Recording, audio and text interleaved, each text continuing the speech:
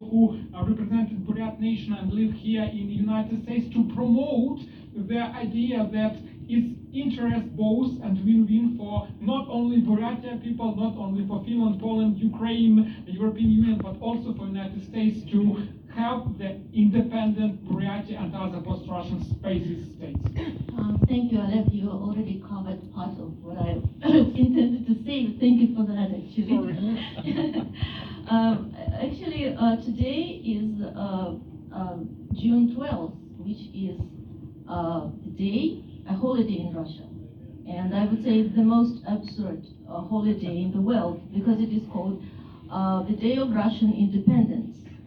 Independence, yes, what? From what? From itself, I guess, from common sense. If you ask anyone in Russia what they are celebrating,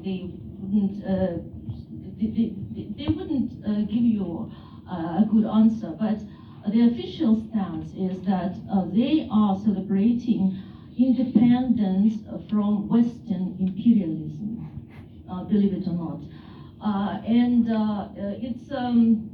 It's been like that for a long time, I mean from the very beginning. I will just say a little bit about the history, because Russia as a Western country started to appear in the European world, in the European worldview from Peter the Great. After his European tour, he decided that he would like to create Holland in St. Petersburg. But nothing is further from the truth, further from, if you think about Russia that became even more enslaved with very violent and cruel rule of Peter the Great, like with the peasants being enslaved even more than they were enslaved, and you cannot even compare it with Holland, which was the homeland of the first bourgeois revolution. And if you come to Amsterdam, you will feel it, that the air is permeated with freedom. So Russia was always trying to keep up facade, keep up the appearance of a civilized Western culture, Western country. But in its core, it has always been a despotic and a cruel regime. You know, one of the words that everyone in the world knows is Gulag. And you might think that Gulag was something in the past, in the 30s, 40s, during the Stalin rule. But Gulag is still very much preserved in Russia, because Russian penitentiary system is one of the most barbaric and cruelest system in the world, crushing human spirit. Torture is being practiced every day as a rule. And so if you think that in 30 more years, more than 30 years that Russia was, seemed democratic, they could do something, at least to reform it. Nothing was done. Nothing was done so far. And it's just one example of what Russia is. Because, there were, today we heard that there were attempts to reform Russia many times.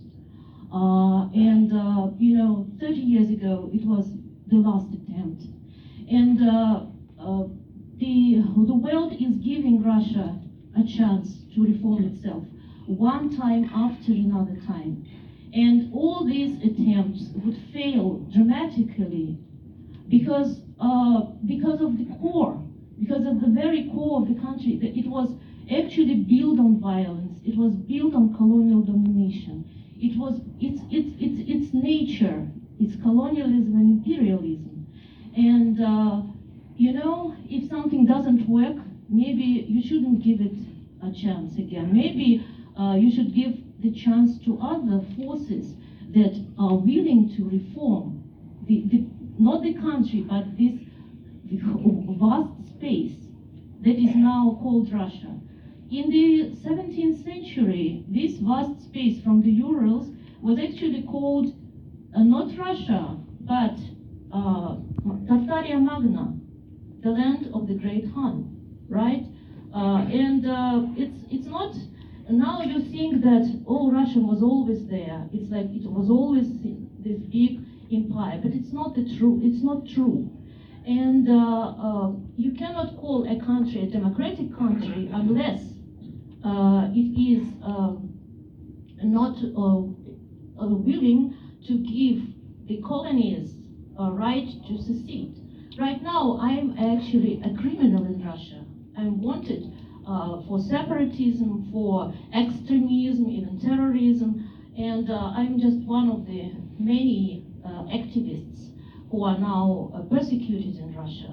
There was also a question about where is the protest? Where are protests in Russia? There are protests, but I mean, they are one of the most prominent example was when Bashkortostan was revolting, right? The Baymak events, the protests in Baymak, they were suppressed. I'm sorry, 1 minute, okay.